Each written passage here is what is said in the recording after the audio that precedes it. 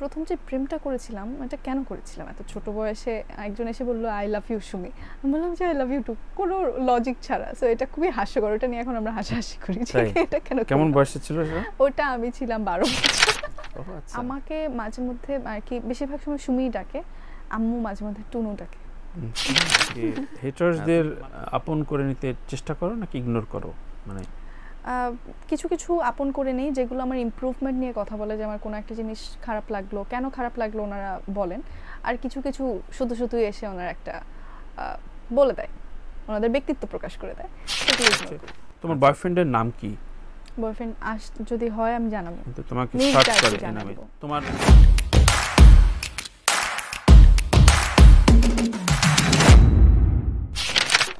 So Sumi, you are the host. I am the host. আগে পরে ভূমিকা উপসংহার কিছু বলতে পারবো না, আমি শুধু 3টা প্রশ্ন করব। প্রথম প্রশ্ন, আপনি যেহেতু একজন অভিজ্ঞতা সম্পন্ন মানুষ, বিয়ের 3টি উপকারিতা, সুবিধা, 3টি অসুবিধা। ও আচ্ছা, আমি খুব নির্বিষ এবং খুব সাবলীল সাধারণ সাদামাটা আম জনতা, এবং সেই কারণে আমি মনে করি যে লাইফ সাইকেলে এটা খুব জরুরি। আমার মনে হয় যে এটা অবশ্য পুরুষতান্ত্রিক মনস্তত্ত্ব, কারণ আমি পুরুষ বলে, কিন্তু আমার মনে হয় আমি খুব যে কোনো বেখেয়ালি বা যে কোনো সাইকেলটা সত্যিকার অর্থে লাইফ সাইকেলটা ঘোরার জন্য বিয়ে সংসারটা খুব জরুরি। আমি মনে করি, এটা মিন করেই বলছি। Thank you. মানে জরুরি এটা তো, কিন্তু অসুবিধাও তো থাকে সবকিছু। অসুবিধা অবশ্যই থাকে, অবশ্যই 3টা অসুবিধা বলো। প্রচুর অসুবিধা, যদি এটা একেবারেই প্রেম করেও অনেকে ফেল করে। মানে যেমন কিছুদিন আগে, এটা কি বলবো, আমাদের কন্টেন্টে গেছে, ফারিন একটা নজর লাগার কথা বলেছে যে আমি বয়ফ্রেন্ডের সাথে এতদিন ছবি দিইনি কারণ যদি নজর লেগে যায়। তো 2-3 জন মানে আমাদের কমেন্ট দাতারা তো প্রচুর মানে জ্ঞানী, আইনস্টাইন একদম, নিউটন। তো বলছে যে তুমি তো নজর লাগার কথা বলছো, সাকিব অপু বিশ্বাস তো 8 বছর গোপন করছে, তারপরে তো ভাঙছে। দেখো কোন পয়েন্টে হিট করছে, দেখো। ও বলছে নজর লাগার ভয়ে ও 6 বছরের সম্পর্কটা গোপন রাখছে, আর সত্যিকার অর্থে তো 8-9 বছর গোপন থাকে, তারপর ভেঙে যায়। সম্পর্ক আসলে মানে ভয়ঙ্কর জিনিস এটা, কিন্তু ব্যাটে বলে মিলে গেলে সত্যিকার অর্থে এটা তো ভেঙে যাওয়ার কথা। একটা অসুবিধা আমরা শুনলাম, তৃতীয় অসুবিধার জন্য শুনতে চাই যে থেকে গেলে কি কি অসুবিধা? থেকে গেলে সবচেয়ে বড় অসুবিধা থেকে যাওয়াটা, মানে যেমন কিছুদিন আগে জেনির সাথে আলাপ হচ্ছিল, জেনি বলছিল যে দেখেন সংসার ভাঙার আগে অন্তত যে 8-9 মাস ভাঙবো করে যে থেকে যাওয়াটা, ওইটা ভয়ঙ্কর, ওটা প্রায় যাবজ্জীবন কারাদণ্ড বা আগামী ফাঁসি হবে তার আগে যে ব্যথা, সেই রকম একটা পীড়ন হয়। ভেবে দেখলাম সত্যিকার অর্থেই তাই হয়তো, মানে কারণ আমি থাকবো কি থাকবো না, দ্বিধা দ্বন্দ্ব, ছোট্ট একটা জীবনের মধ্যে ধরো 1 বছর কেটে গেল, সমাজ কি বলবে, অমুকে কি বলবে, আমি স্ট্যাটাস কি দেব, এটা আসলেও একটা অসুবিধা। তারপর আমি সম্পর্কে বিশ্বাস করি। 3 নাম্বার, একদম আপনার সম্পর্ক ভাঙবে না, কয়েক মাস পরেও ভাঙবে না, কয়েক বছর পরেও ভাঙবে না, প্রেম আছে। অসুবিধা একটা, আল্লাহ ছাড়া এটা কেউ বলতে পারে না। প্রথম কথা বোঝা যাচ্ছে যে বাসে যাওয়ার পরে আপনি একটু শান্তিমতো ঘুমাতে চান না, একদমই। কিন্তু আমার মনে হয় যে অবশ্যই মানে সম্পর্ক খুটখাট, sacrifice, compromise, ego, alter ego, এগুলো থাকবেই। এগুলোর কাছে হেরে গেলে আসলে সম্পর্কটা ভেঙে যায়। এগুলো কতক্ষণ মানুষ আসলে রাখতে পারে। আর শোবিজ কালচারের সবচেয়ে বড় ভয়ঙ্কর, তোমাকে অনেকে দেখছে, অনেকে প্রেইজ করছে, সেই প্রেইজটা আর এক পক্ষ, শুধু তো তুমি একা সংসার করছো না, তুমি যেটা বললো তোমার শ্বশুর শাশুড়ির সাথে সংসার করছো, তোমার যে ননদ ওর সাথে সংসার করছো, তো তোমার স্বামী হয়তো খুব ভালোভাবে দেখলো, তোমার ননদ হয়তো হয়তো স্বামীর সাথে তোমার বিয়ের পর 4 ঘন্টা সময় কাটানো, ননদের সাথে 8 ঘন্টা সময় কাটাতে হচ্ছে। এই 8 ঘন্টা খুটখাট শুনছো, মেজাজ উগড়ে যাচ্ছে। এগুলোই হয় আসলে বেসিক্যালি, মানে বাস্তবতা কিন্তু এগুলোই হয়। তো তখনই আসলে মানে ব্যাপারটা বুম করে, মানে ফেটে ফেটে যায়। দ্বিতীয় প্রশ্ন, এটা আমি গুছাতে পারিনি এখনো। এখন একটা প্রশ্ন শেষ হলো, এই পানি দিয়ে আমাকে যাও বলো। বিশ্বাস করি আপনি আমার অগোছালো প্রশ্নটা কি ঠিকমতো বুঝে নেবেন, আবার বলেন না। আচ্ছা, বিষয়টা হচ্ছে উপস্থাপক যখন প্রশ্ন করে তখন আচ্ছা, এটা 3 নাম্বার করব। আচ্ছা, আমাদের যে আপনি স্টারডম বিষয়ে বলছিলেন, এই যে ডিগবাজি, এটা করা ওটা করা, এরকম করে একটা লক্ষ্য চক্ষুর সামনে চলে আসা, নজরে বিদ্ধ করে রাখা নিজেকে, এই বিষয়গুলোকে আপনি পজিটিভলি নেন বা নেগেটিভলি কেন নেন? এরকম মানে কেন? নেগেটিভলি নেই না, কিন্তু একটা বিরক্তিকর ধরো মানে এটা কি একজন স্টার বা একজন সেলিব্রিটি ফেমাস মানুষের জন্য এটা ঠিক কিনা? ফেমাস মানুষের জন্য ঠিক না যখন সে ফেমটা ক্যারি করেও একে গুরুত্ব দিচ্ছে, এবং আমি অনেক ফেমাসকে দেখেছি এটাকে গুরুত্ব দেয়, হুটহাট করে ওকে নিয়ে বলে ফেললো, মানে বা স্ট্যাটাস 2 লাইন লিখে ফেললো, এখন তো খুব হচ্ছে, তার মানে ওকে একটা গুরুত্বের পর্যায়ে রাখছে, সে কোনোভাবেই ওইটা ভুলতে পারে না, মানে ওটা মানে থাকে না যে তুমি সবচেয়ে বেশি কষ্ট দিতে পারো তাকেই যাকে আসলে ইগনোর করতে পারো। তো আমাদের ফেম ক্যারিওয়ালা মানুষরা আবার ইগনোর করতে পারে না, মানে ওকে নিয়ে একটু জ্বালাইতেই হবে, তার মানে ও তো ওটাই চায়, সুতরাং ও মজা নেয়। তো এইটা মনে হয় ফেমাসদের বা যারা স্টারডমটা মানে বিলং করে তাদের একটু বোঝা উচিত, তাদের ম্যাচিউরড হওয়ার সময় এসছে এখন, কারণ এগুলো ফিল্টার করা খুব জরুরি। তাদের এটা বোঝা উচিত। তাহলে একজন উপস্থাপক হিসেবে যখন হচ্ছে এমন কোনো ব্যক্তিগত প্রশ্ন করা হয় বা এরকম কোনো প্রশ্ন করা হয় যেটা হেডলাইনে আসলে খুব রসালো হবে, সেই বিষয়টাও তো ওই ব্যক্তির আসলে সেম ভাবেই নজরে পড়ে, সে সেম ভাবেই একটা প্রশ্নবিদ্ধ হয়, ওখান থেকে একজন উপস্থাপকের এটা করা ঠিক কিনা বা কেন করেন? উপস্থাপক, গণমাধ্যম এবং এন্টায়ার সোসাইটির যে তুমি যেই কথাগুলো বলছো এগুলো কিন্তু বহুল চর্চিত। যেই ধরো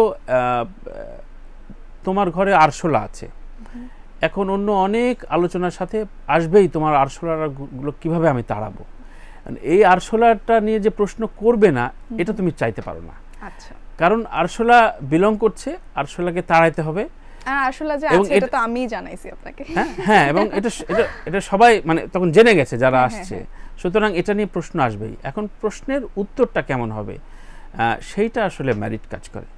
আর হেডলাইন এগুলো নিয়ে মানে একেবারে ফেক হেডলাইনের বিরোধী, কিন্তু এখনকার মানে যেই ক্লিক বাইটের যুগে যদি বলো যে তোমার মুখ থেকে কোনো কথা বলা যদি হেডলাইন হয়, সেটা আসলে যার যার রুচি মেনটেন করে, যে যে প্ল্যাটফর্মের রুচি, তুমি কিভাবে তাকে প্রেস করলা। প্রশ্ন শেষ। থ্যাংক ইউ, দুর্দান্ত প্রশ্ন পাইলাম। আচ্ছা, যাই হোক, আমরা শোটা শেষ করবো। সেটা হচ্ছে গুগল সার্চে আসলে তোমাকে নিয়ে বেশ কিছু 2-3টে প্রশ্ন থাকে। সেটা হচ্ছে তোমার বয়ফ্রেন্ডের নাম কি? বয়ফ্রেন্ড যদি হয় আমি জানাবো, কিন্তু তোমাকে সার্চ করে এই নামে। তোমার শাহনাজ সুমি তোমার শোবিজ নাম কিনা, পাসপোর্টে অন্য নাম কিনা? একদম শাহনাজ সুমি, সব জায়গায়। আচ্ছা, তোমার মানে বাবা মা কি করেন নাম বলতে হবে, মানে এগুলো তোমার বাবা মা কি করেন মানে নাম বলতে হবে, বাবা মা। আচ্ছা, আম্মু শাহিনুর আক্তার, আম্মু হাউসওয়াইফ, আর আব্বু গত হয়েছেন কিছুদিন আগে, আচ্ছা, জহিরুল ইসলাম। রেগুলার কখন ঘুমায় সুমি? 10:30 থেকে 11টার মধ্যে ঘুমিয়ে যাই। অনলাইন এরপর আমার খুঁজে পাওয়া যায় না। আচ্ছা, খুব সুখী মানুষ। অনলাইন অফলাইন না শপিং এর ক্ষেত্রে? অনলাইন না অফলাইন? শপিং এর ক্ষেত্রে অফলাইন, একদম যখন প্রয়োজন হয় তখনই আমি শপিং করি, otherwise I am not a shopping person. Okay, হেটার্সদের আপন করে নিতে চেষ্টা করো নাকি ইগনোর করো? মানে কিছু কিছু আপন করে নেই, যেগুলো আমার ইমপ্রুভমেন্ট নিয়ে কথা বলে, যে আমার কোনো একটা জিনিস খারাপ লাগলো, কেন খারাপ লাগলো ওনারা বলেন, আর কিছু কিছু শুধু এসে ওনারা একটা বলে দেয়, ওনাদের ব্যক্তিত্ব প্রকাশ করে দেয়, সেগুলো ইগনোর করি। আচ্ছা, তুমি সোশ্যাল মিডিয়ায় কতক্ষণ সময় দাও? সোশ্যাল মিডিয়া অনেক সময় দেওয়া হয়, আর সোশ্যাল মিডিয়া একটু মানে আর্টিকেল পড়তে থাকি, আচ্ছা, মানে কিছু না কিছু।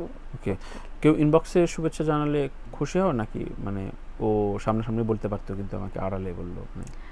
ইনবক্সে জানালে খুশি হই, কিন্তু খুব বেশি খুশি হই না, কারণ আমাকে শুভেচ্ছা জানাবে কি দিয়ে? আমার কাজের জন্য। ওই কাজের জন্যটা আমি চাই যে পাবলিকলি বলুক, কারণ সেটাতে আরো 10 জন মানুষ জানবে, আমার কাজ সম্পর্কে জানবে, এটা সে করতেই পারে। তবুও যখন ইনবক্সে জানায়, তার একটা পার্সোনাল অনুভূতি পার্সোনালি জানালো, ওটাও ভালো লাগে। প্রতি মাসে কতজনকে ব্লক করো? 5-6 জন গড়ে? হ্যাঁ। বাহ, খুব পছন্দের জায়গা কোনটা, দেশে বিদেশে? বাসা, আমার বাসা। আমি খুবই ইন্ট্রোভার্ট পারসন। বাবা বা মায়ের কাছে তোমার কি নামে ডাকে তোমাকে, মানে একটা ফ্যামিলি নেম থাকে? আমাকে মাঝে মধ্যে আর কি বেশিরভাগ সময় সুমিই ডাকে, আম্মু মাঝে মধ্যে টুনু ডাকে। আচ্ছা, তুমি কি মানুষ চিনতে ভুল করো? এটা অবশ্য হয়েছে আলাপ, ভুল করো না? খুব ভুল করি না তেমন একটা। আচ্ছা, ইমোশনাল না প্র্যাকটিক্যাল তুমি? আমি ইমোশনালি প্র্যাকটিক্যাল, কেঁদে কেঁদে গুলি করে ফেলবো একদম।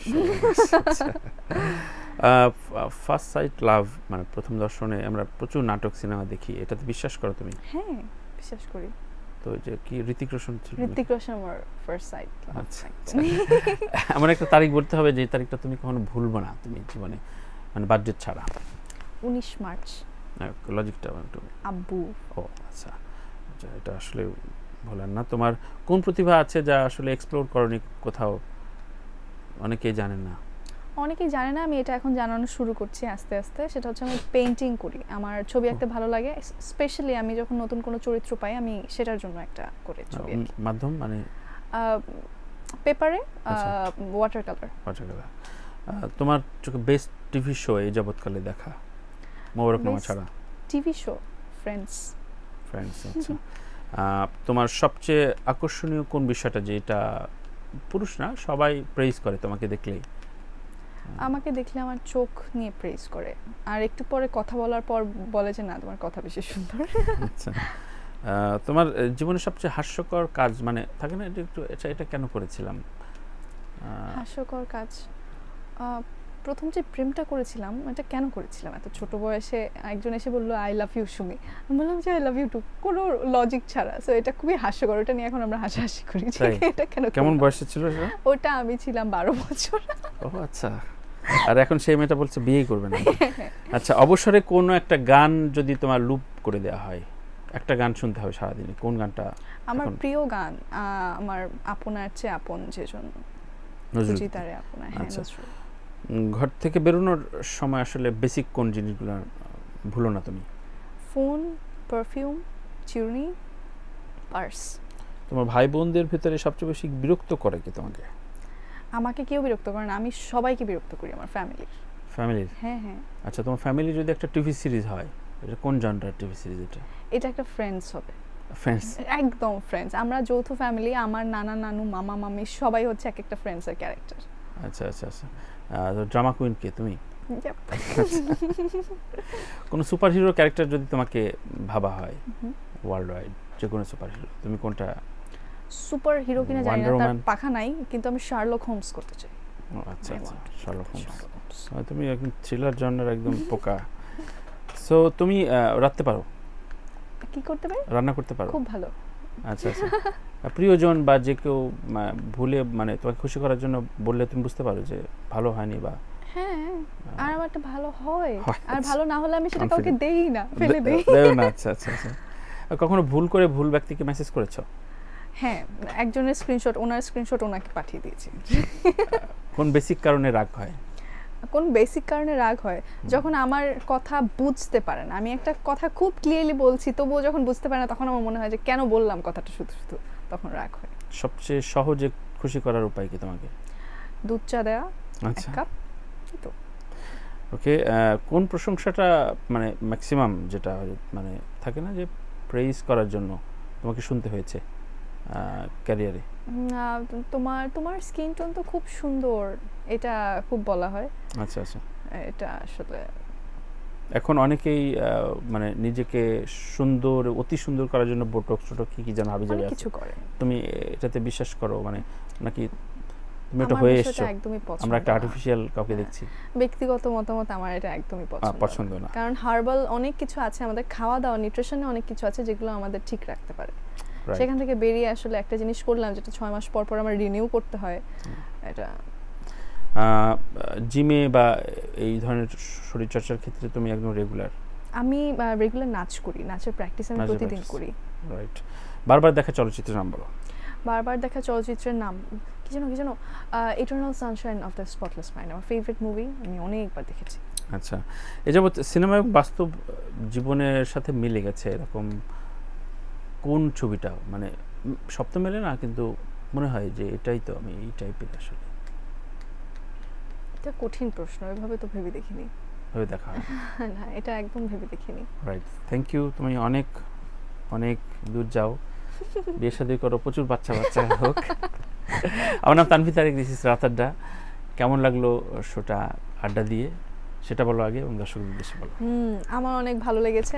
আমার আম্মু আমাকে আগেই সাবধান করেছে যে তুমি যেহেতু যাচ্ছ তানভীর তারেকের সাথে, তুমি কিন্তু সাবধানে কথা বলবে, আস্তে আস্তে কথা বলবে। আমি ওগুলি কিছুই মেইনটেইন করি না, আমি গড়গড় করে আমাকে আমার ভয়ঙ্কর কে বাঘভালুক ভাবে নাকি? আচ্ছা না, আম্মু আপনার শোটা রেগুলার দেখে, আম্মু জানে যে আপনার প্রশ্নগুলো একদম তীরের মতো করে এসে বিধে, তো আমাকে সাবধান করছিল। খুব দারুণ বলেছো। এবং তোমার দর্শকদের উদ্দেশ্যে বলে যাও 2024 এ প্রচুর কাজ করবা, কি কি আপকামিং প্রচুর কাজ করতে চাই। আপনারা যদি দেখেন যে 2024 এর 31 ডিসেম্বর পর্যন্ত আমার কাজ খুব কম, তাহলে বাংলাদেশের সকল ডিরেক্টরকে বকা দিবেন।